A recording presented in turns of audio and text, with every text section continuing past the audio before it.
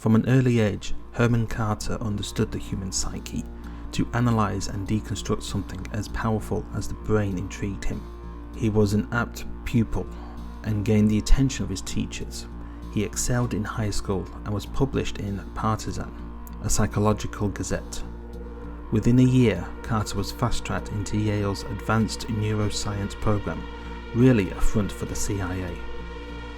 Brain power is a must if you're about to conquer the world and demolish foes across the pond. The CIA understood this, so interrogation and intelligence became their number one priority. All they needed were brilliant people, like Carter. Carter and the other top-tier recruits were transferred off campus and into a secret black facility in Illinois known as the Lery's Memorial Institute. A protege craves a mentor, and that's where Mr. Stamper stepped in, who taught Carter that information is everything and knowledge is power. He was given all instruments needed, a guided hand, and more or less everything he asked for. He never realized that sunlight had started to become so scarce, that he too was kept in the dark, because knowledge doesn't only give you power, it also transforms you into a threat. Mr. Stamper encouraged Carter to go further and not to consider this a normal medical facility. No eyes were watching them. There were no rules to abide. The agency just pointed Carter in the right direction. Then he started to take a few steps back as he saw how Carter would walk on his own. Docile test subjects were exchanged for real, live spies. People that played a role in the troubles outside the facility. Carter shouldered his new role. Project Awakening took form, and on paper Carter described it as experimental interrogation. It was approved, and over a few months nobody knocked on his door. Screams and moans filled the corridor outside his lab.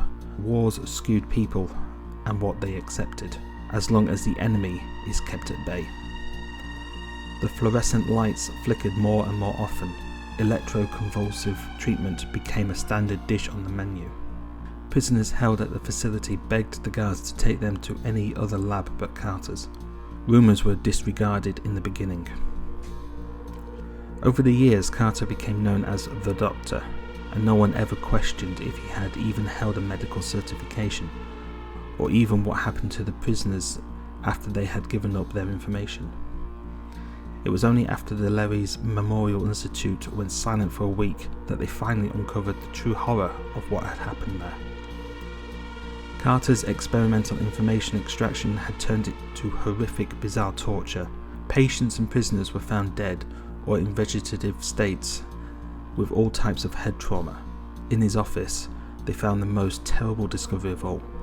Mr. Stamper himself, his head peeled open and an array of electrodes and sensors inserted into his still working but annihilated brain. There was no sign of Herman the Dr. Carter, but his research papers suggested that he had been using the prisoners as part of awful ECT experiments as he searched for the panacea of mind control. The government didn't want to know. The black site was condemned, and all knowledge of the Lery's Memorial Institute redacted forever.